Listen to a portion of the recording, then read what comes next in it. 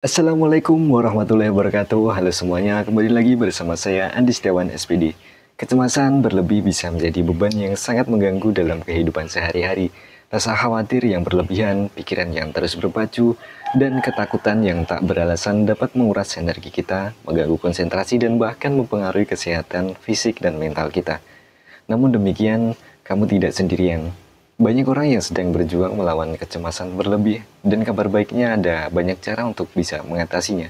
Dalam video ini kita akan membahas beberapa cara yang bisa kita gunakan untuk mengelola kecemasan berlebih. Mulai dari teknik relaksasi, restrukturisasi pikiran, hingga perubahan gaya hidup. Tujuannya adalah untuk membantumu memahami kecemasan, mengembangkan keterampilan coping yang sehat, dan menemukan ketenangan dalam hidup. Yuk kita mulai perjalanan menuju hidup yang lebih tenang dan bebas dari kecemasan. Pertama, kita perlu memahami dan mengenali emosi terlebih dahulu. Emosi adalah bagian yang tak terpisahkan dari pengalaman hidup manusia. Ia mewarnai persepsi kita tentang dunia, mempengaruhi cara kita berinteraksi dengan orang lain, dan bahkan membentuk keputusan yang kita buat. Dalam keilmuan psikologi, mengenali dan memahami emosi menjadi kunci untuk mencapai kesejahteraan mental dan menjalani hidup yang lebih tenang dan bermakna. Ini seperti memiliki peta navigasi untuk menelusuri dunia batin kita sendiri, membantu kita memahami apa yang kita rasakan, mengapa kita merasakannya, dan bagaimana cara meresponnya dengan tepat. Proses mengenali emosi dimulai dengan menyadari tentang sensasi fisik dan mental yang muncul. Apakah jantungmu berdebar kencang? Apakah nafasmu terasa sesak? Apakah pikiranmu dipenuhi kekhawatiran atau ruwet? Sensasi-sensasi ini adalah sinyal dari tubuh yang memberitahu kita tentang emosi yang sedang kita alami. Setelah menyadari sensasi tersebut, cobalah untuk memberi label pada emosi yang kamu rasakan. Apakah itu marah, sedih, takut, atau bahagia? Memberi nama pada emosi membantu kita memahami dan memprosesnya dengan lebih baik. Memahami emosi juga melibatkan mengidentifikasi pemicu dan pola emosi yang muncul. Situasi, pikiran, atau ingatan apa yang biasanya memicu emosi tertentu, kapan dan di mana kamu cenderung merasakan emosi tersebut, dan dengan mengenali pola emosi tersebut, kita dapat mengantisipasi dan mengelolanya dengan lebih efektif.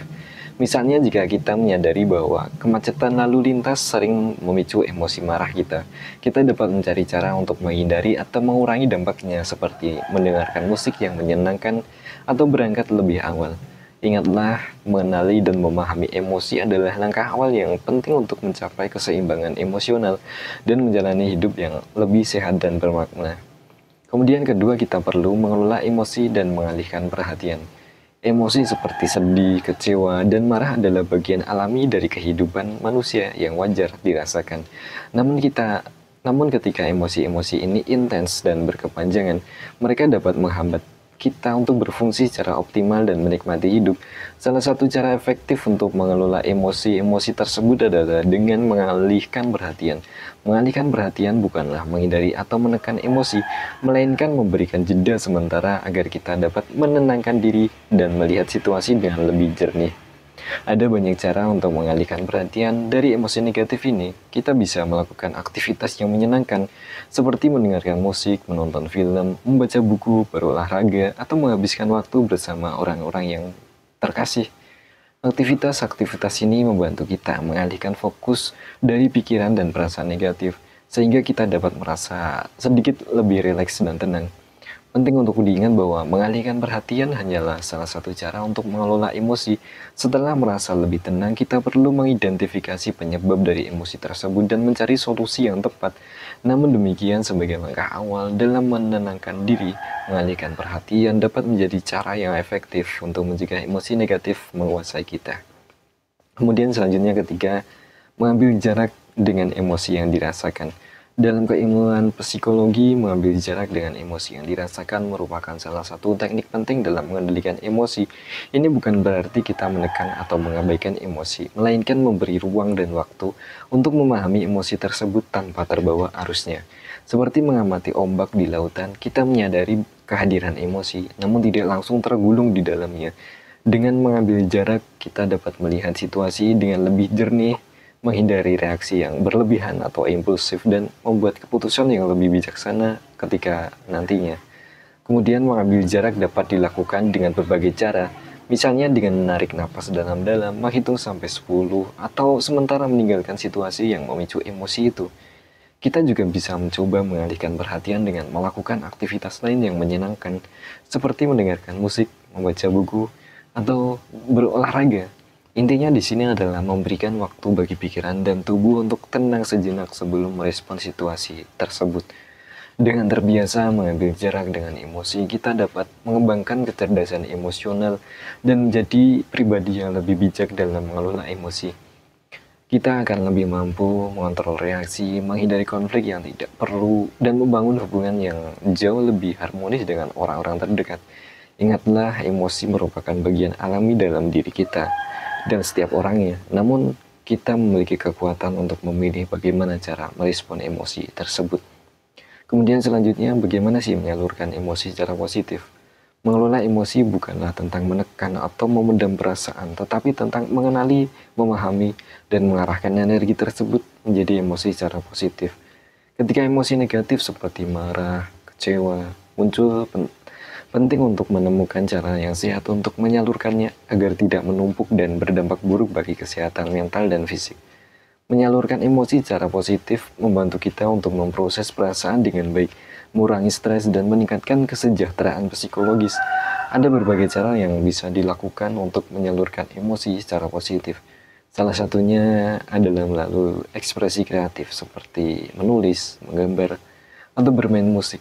Aktivitas fisik juga merupakan saluran yang baik untuk melepaskan energi emosi yang terpendam. Misalnya dengan berolahraga jogging, lari, atau tinju, atau melakukan hobi yang lain yang menyenangkan bagi Anda. Selain itu, berbicara dengan orang terpercaya seperti teman, keluarga, atau terapis juga dapat membantu kita memproses emosi dan menemukan dukungan yang dibutuhkan. Ingatlah bahwa setiap individu memiliki cara yang berbeda dalam menyalurkan emosi. Yang terpenting di sini adalah menemukan metode yang tepat dan efektif bagi diri sendiri. Dengan menyalurkan emosi secara positif, kita dapat mengelola emosi dengan lebih baik, lebih bijak, serta menjaga keseimbangan mental kita, dan bisa menjalani hidup yang lebih sehat dan bermakna bahagia. Kemudian kita perlu memahami dampak marah. Marah adalah emosi alami yang dimiliki setiap manusia. Namun demikian, ketika marah tidak terkendali, ini bisa menjadi kekuatan destruktif yang merugikan diri sendiri dan orang terdekat kita. Dalam keilmuan psikologi, memahami dampak kemarahan sangat penting untuk mengembangkan kecerdasan emosional dan membangun hubungan yang sehat. Marah yang tidak terkelola dengan baik dapat menyebabkan berbagai masalah, mulai dari konflik interpersonal, kesulitan dalam mengambil keputusan, hingga gangguan kesehatan fisik dan mental. Salah satu dampak yang paling merusak dari kemarahan adalah pada hubungan interpersonal dengan orang lain. Ledakan amarah, kata-kata kasar, dan perilaku agresif dapat menyakiti orang lain, merusak kepercayaan diri kita, dan menimbulkan permusuhan di lingkungan tersebut. Di lingkungan kerja, kemarahan yang tidak terkendali dapat mengganggu produktivitas dan menciptakan lingkungan kerja yang tidak sehat, dan bahkan merusak reputasi. Selain itu, kemarahan yang dipendam juga tidak baik, karena dapat menyebabkan stres, kecemasan, dan depresi. Dalam keilmuan psikologi, kemarahan dipandang sebagai sinyal bahwa ada kebutuhan yang tidak terpenuhi atau batas yang dilanggar. Oleh karena itu, penting bagi kita untuk belajar mengenali pemicu kemarahan, mengidentifikasi pola pikir dan perilaku yang tidak sehat, serta mengembangkan strategi coping yang efektif. Dengan memahami dan mengelola kemarahan dengan bijak, kita dapat membangun hubungan yang lebih harmonis, meningkatkan kesehatan mental dan kesadaran diri, sehingga menciptakan kehidupan yang lebih berharga dan bahagia. Mengelola emosi adalah kunci untuk menjalani hidup yang lebih seimbang dan harmonis serta bermakna. Kemampuan untuk mengenali, memahami, dan mengendalikan emosi memungkinkan kita untuk merespon situasi dengan lebih bijaksana, membangun hubungan yang sehat dengan kekasih dan orang-orang terdekat, dan mencapai tujuan hidup yang lebih efektif.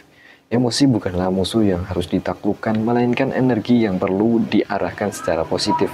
Dengan mengembangkan kecerdasan emosional, kita dapat mengubah emosi menjadi kekuatan yang mendukung pertumbuhan dan kesuksesan pribadi kita.